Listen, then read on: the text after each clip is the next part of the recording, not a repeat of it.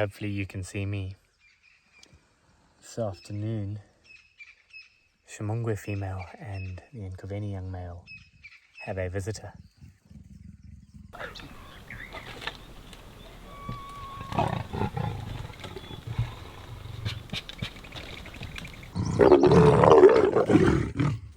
So this week's virtual safari is pretty much entirely centered around the Ximungwe female. It's great to see her thriving once again. She caught an impala, hoisted it into a marula tree, and then spent 3 days feeding on it. So with these marula trees having no leaves through the winter and only just starting to bud now, the views we had of her were simply amazing.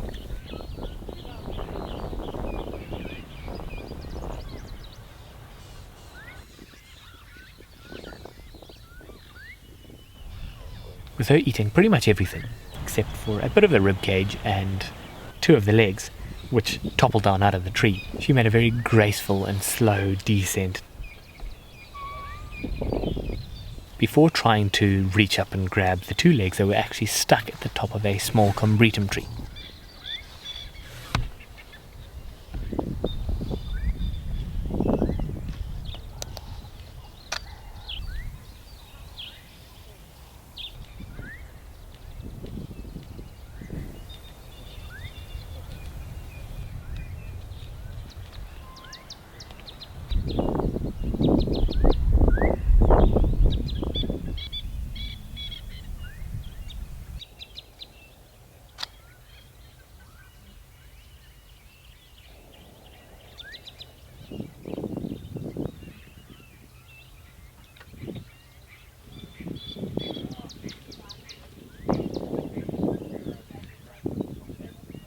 Before then marching off, constantly calling, very clearly having something else on her mind, finding a male to mate with.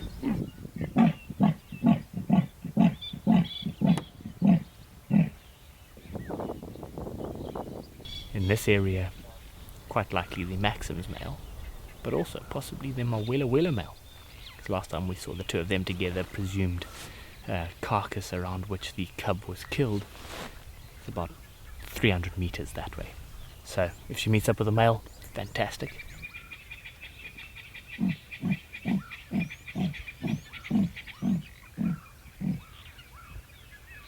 We were then graced with the most spectacular view of her marching through these clearings, constantly calling, stopping every now and then, looking around, trying to see if there were any leopards that had heard her calls and were responding to it, as well as, I guess, keeping a good lookout for any danger, because any other predators in this area that are hearing her calling might come across here to investigate as well.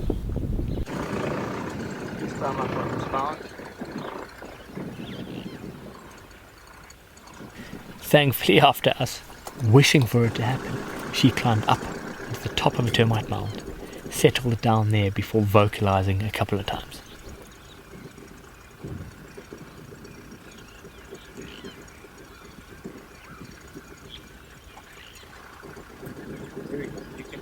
On the mound.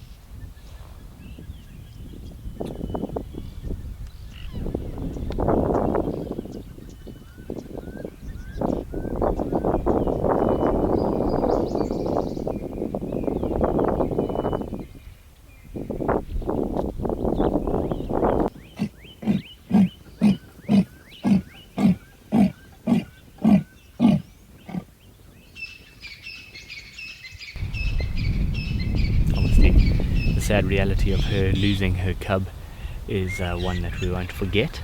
But the doubts in our mind that she might survive a few months ago are now just a distant memory. That leg looks as though it is almost healed 100%, although it's a little bit swollen. It's not inhibiting her in any way, shape or form.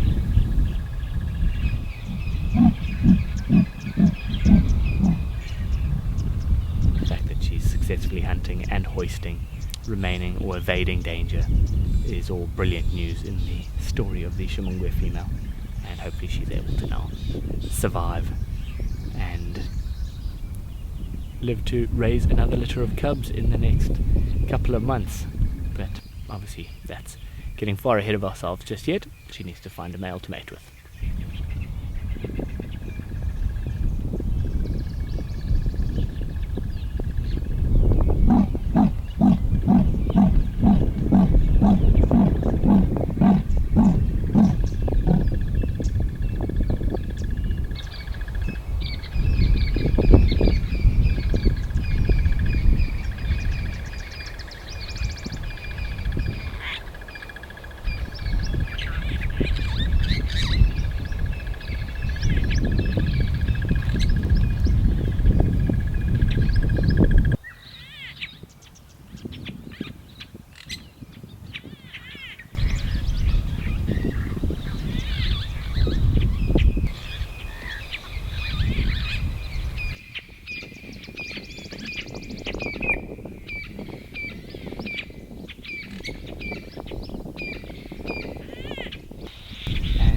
The last little view we've had is her dropping off into a pretty thick, steep drainage line. I'm not going to try and follow through there.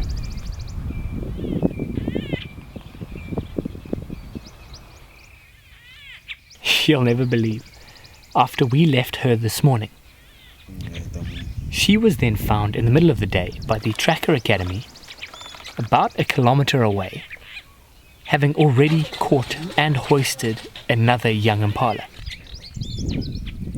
We arrived on the scene the following morning to find her lying out in the grass and the Nkoveni Young Male now up in the scotia tree feeding on the carcass. So we think he must have smelt this over the course of the evening and come across here to steal it from her, and now he's claiming it for his own, lying on top of the carcass up there, probably not wanting to share it.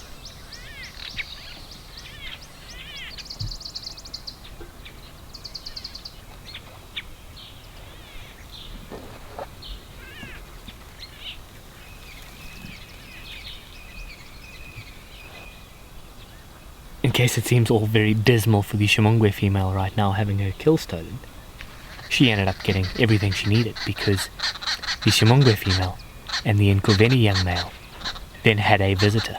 The Maxim's male popped up very close by. So this is everything that the Ximungwe female's needing. It wasn't long before the two met up, and this was my very first time to see the actual beginning process of two leopards meeting up to start mating.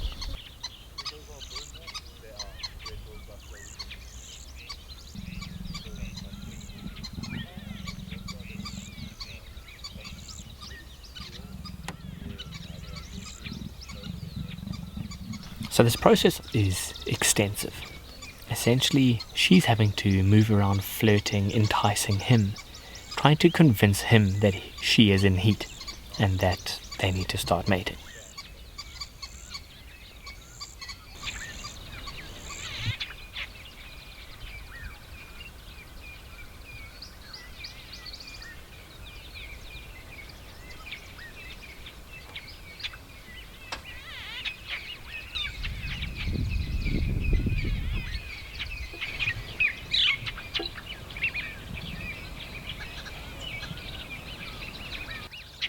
So I would love to have mapped out her movements, because he'd pretty much lay in the same spot for most of the time and then get up and move a little bit.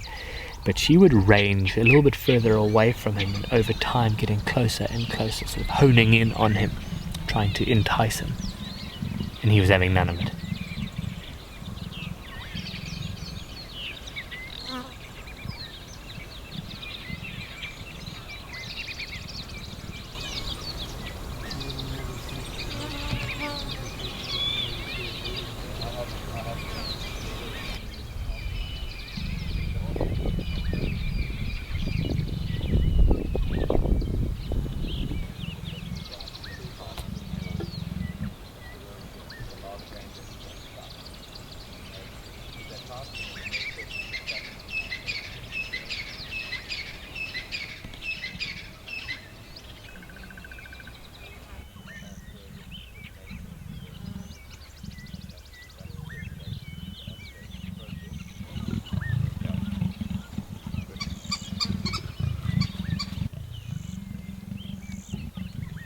Eventually, he got up, sniffed her urine or scent mark.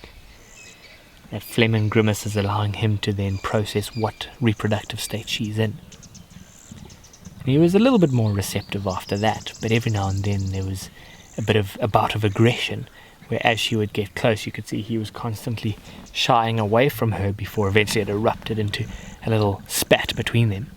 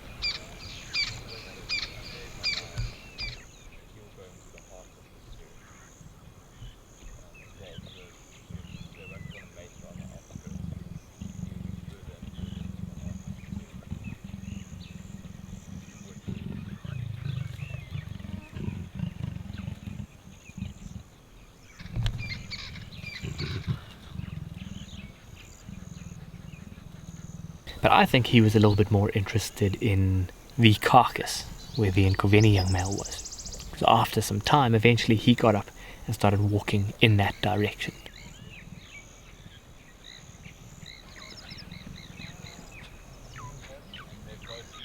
The Nkoveni Young Male not willing to share the carcass with his father, even though his father is double his size.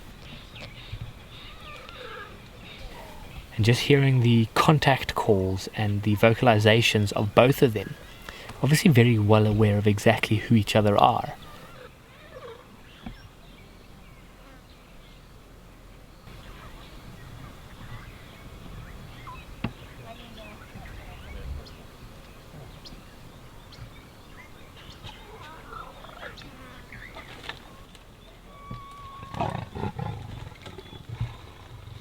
But I was astounded as to why the Maxim's male didn't go charging up into the tree, claim the carcass for himself.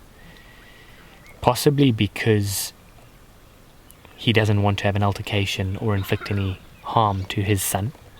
He wants his genes to continue on in perfect health. Maybe male leopards are less nimble or sure-footed in the tree, and he didn't want to get up there and essentially have an altercation in the smaller branches, which could lead to him falling out or becoming injured.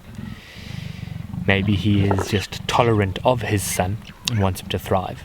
At the end of the day, we know how conflict-averse leopards can be. And I think maybe if the Maxim's male was a little bit hungrier, his whole reaction might have been different. But we do know how aggressive the Nkoveni Young Male can be, chasing his mother off of carcasses and being completely unwilling to share. He was showing that right here, right now, with his father. At the end of the day, I don't know why that happened, but it was just a very interesting dynamic. As soon as he hopped down, the Shimonga female came trotting across to try and then mate with him.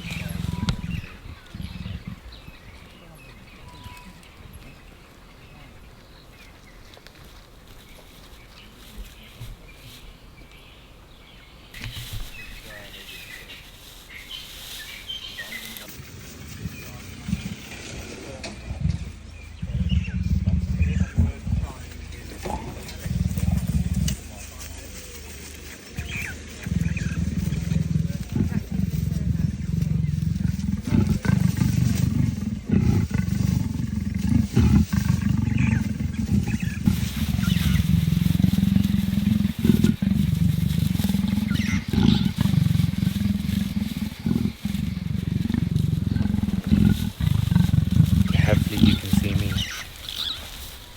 She's doing her very best to try and mate with him. And he's having absolutely none of it.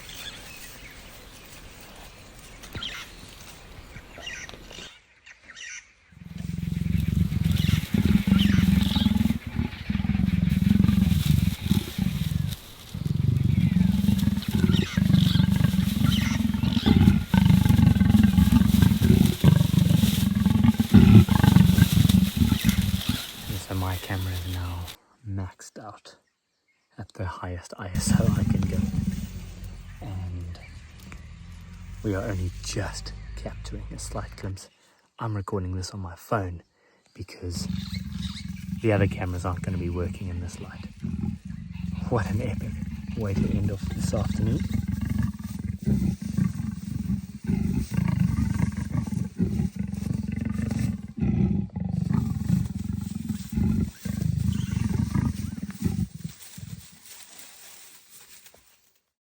In the morning, they were in fact mating properly, and this is what some of the rangers saw.